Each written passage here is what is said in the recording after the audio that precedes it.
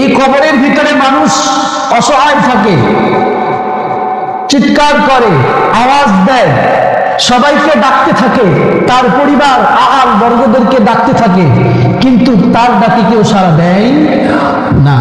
সম্মানিত উপস্থিতি, এই কবর, আরবের এক কবি বলেন, আল মাউতু কাসুন কুল্লু নাসিন শারিবুন, আল কবরু বাইতুন কুল্লু নাসিন দাখিলুন।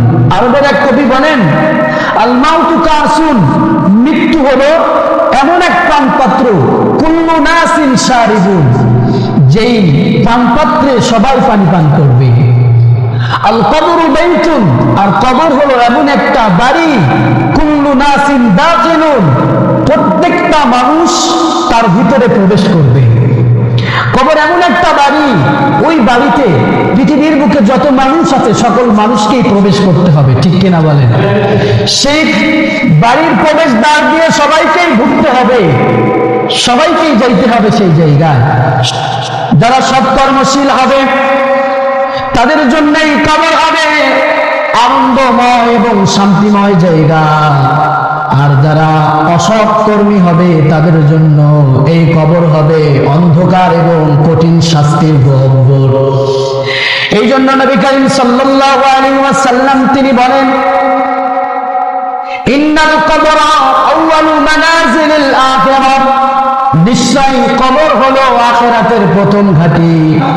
ফাইন্না জা মিনহু, আর তা থেকে যে মুক্তি পাবে, ফামা বাদাহু আইসারু মিনহু, তার পরবর্তী ঘাঁটিগুলো তার জন্য সহজ করে দিবেন যিনি, তিনি হলেন কে?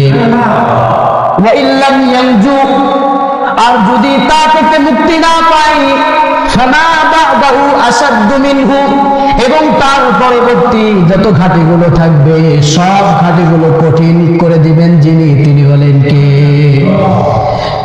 কবর হলো প্রথম ঘাঁটি।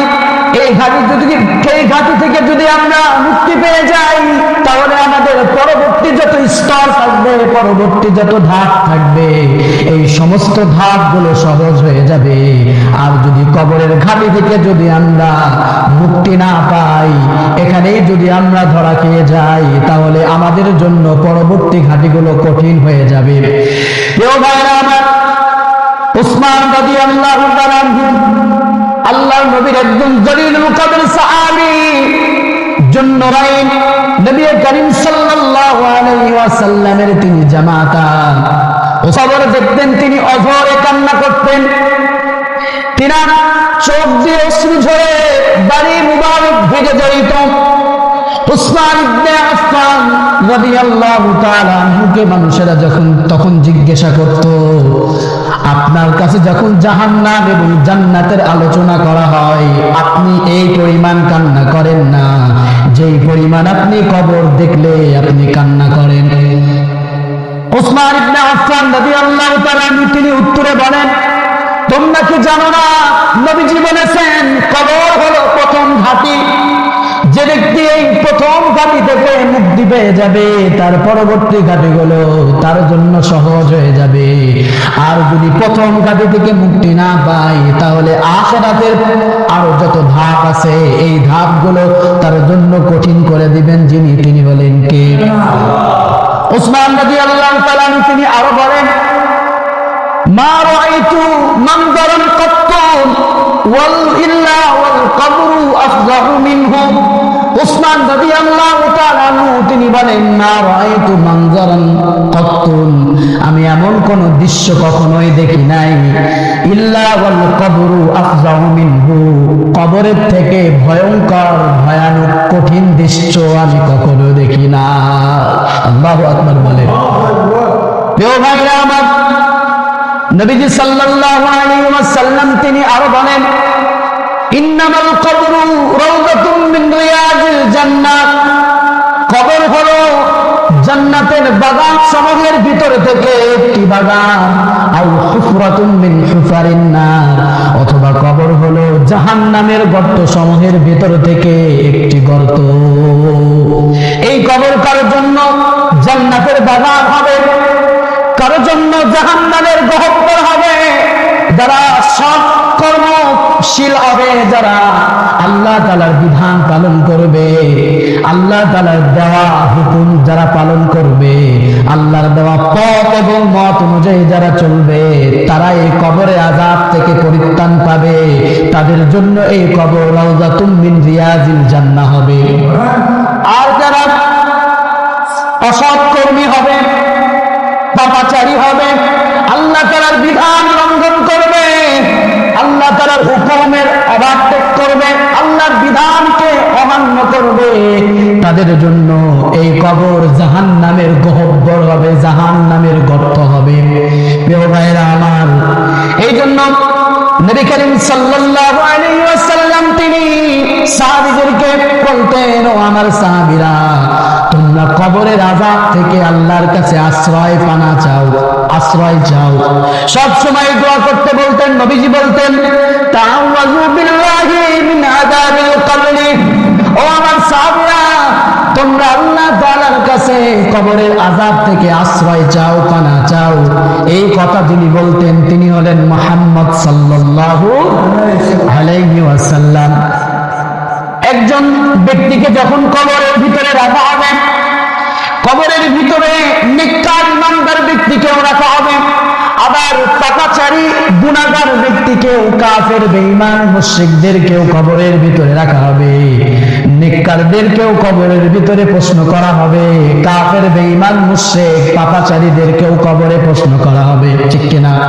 নবীজি বললেন, কবরের ভিতরে যখন একজন ব্যক্তিকে রাখা হয়, কবরস্থ করার পরে তার পরিবার বর্গগণ, তার পরিবার আহালগণ যখন চলে যায়, ওই কবরের ভিতরে যাকে দাফন করে দেওয়া হয়েছে ওই ব্যক্তি তাদের জুতার আওয়াজ শুনতে পায়। দুইজন ফেরেশতা তাদের কাছে উপস্থিত হয়। দুইজন ফেরেশতা এসে যাকে কবরে দাফন করে দেওয়া হয়েছে, কবরস্থ ব্যক্তিকে কবরের ভিতরে দুইজন ফেরেশতা এসে উঠিয়ে বসায়। বসানোর পরে তাকে প্রশ্ন করে, মার রব্বুকা, তোমার রব কে? আপনারা বলেন আমাদের রব কে। আরো জোরে বলেন আমাদের রব কে। এই সময় আমরা যদিও সবাই বলতে পারছি, প্রশ্ন করার সাথে সাথে আমাদের রব হলো আল্লাহ, কিন্তু ওই সময় কবরের জিন্দেগিতে ওই জায়গায় আমাদেরকে যখন প্রশ্ন করা হবে, মার রব্বুকা, তোমাদের রব কে, ওই সময় কেবলমাত্র শুধুমাত্র ওই সমস্ত ব্যক্তিরাই উত্তর দিতে পারবে যারা দুনিয়াতে রবের শিক্ষা গ্রহণ করেছে, রবের আইন যারা মেনেছে, রবের দেওয়া পথ অনুযায়ী যারা চলেছে, তারাই কেবলমাত্র ওই দিনে প্রশ্নের উত্তর দিতে পারবে। তাছাড়া কেউ প্রশ্নের উত্তর দিতে পারবে না। যারা বেনামাজি, নামাজ আদায় করে না, রবের কুদরতি পায়ে সিজদা দেয় না, রব যখন তাকে ডাক দেয় রবের ডাকে সাড়া দেয় না, এই সমস্ত ব্যক্তিরা, এই পাপাচারীরা যখন তাদেরকে প্রশ্ন করা হবে, মার রব্বুকা, তোমার রব কে, তখন সে উত্তর দিতে পারবে।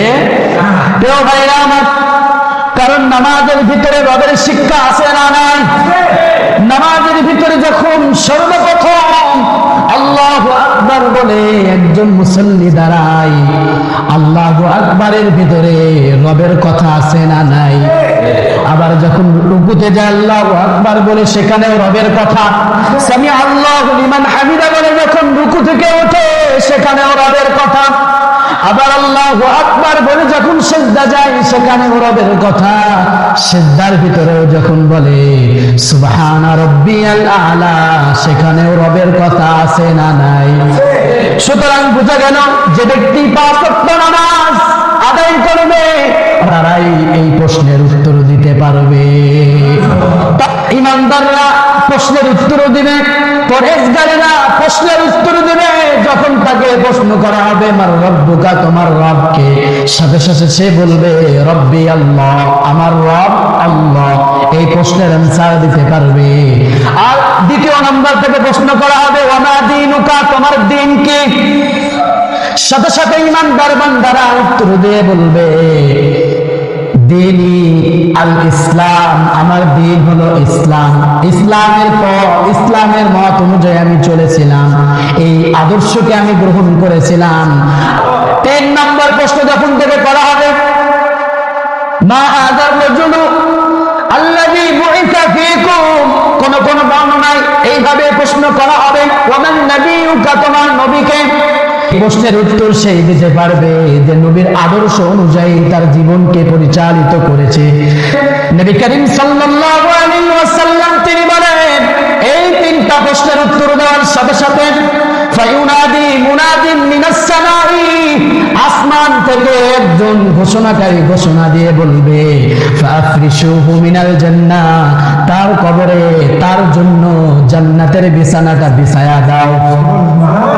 তার যে কাফনের কাপড় আছে, এই কাফনের কাপড়কে খুলে দাও, কাফনের কাপড় খুলে দিয়ে তাকে জান্নাতের পোশাক পরিধান করিয়ে দাও। ওয়াফতাহু লাহু বাবান ইলাল জান্নাহ, এবং তার যদি জান্নাতের দিকে তার জন্য একটা দরজা খুলে দাও। প্রিয় ভাইরা, কবর তার জন্য প্রশস্ত হয়ে যাবে, কবর তার জন্য এতটাই প্রশস্ত হয়ে যাবে, তার দৃষ্টি দিবে, তার দৃষ্টির সীমানা শেষ প্রান্ত পর্যন্ত তার জন্য কবরটা প্রশস্ত যিনি করে দিবেন তিনি হলেন কে? নবীজি বলেন, আর যারা বদকার, যারা গুনাহগার, পাপী পাপী, কাফের, বেঈমান, তাদের অবস্থা কি হবে? যখন তাদেরকে প্রশ্ন করা হবে তোমার রব্বুকা, তোমার রব কে, তখন সে বলবে হা হা লা আদরি, হায় আফসোস আমি জানি না। 2 নম্বরটাকে আবার প্রশ্ন করা হবে, ওয়া দীনুকা, তোমার দিন কি, তখন সে বলবে হা লা আদরি, আমি জানি না, কিছুই জানি না। 3 নম্বরটাকে আবার প্রশ্ন করা হবে, মা হাযার রাজুলুল্লাযী বুইসা ফীকুম, তোমাদের মাঝে যেই নবীকে প্রেরণ করা হয়েছিল তিনি কে? তখন ওই ব্যক্তি বলবে হা লা আদরি, আমি জানি না।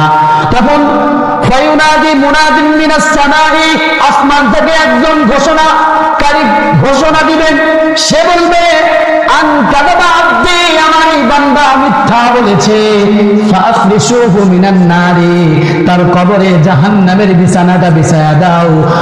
এবং তার যে কাফনের কাপড়টা আছে এটা খুলে দিয়ে তাকে জাহান্নামের কাপড় পরিধান করিয়ে দাও।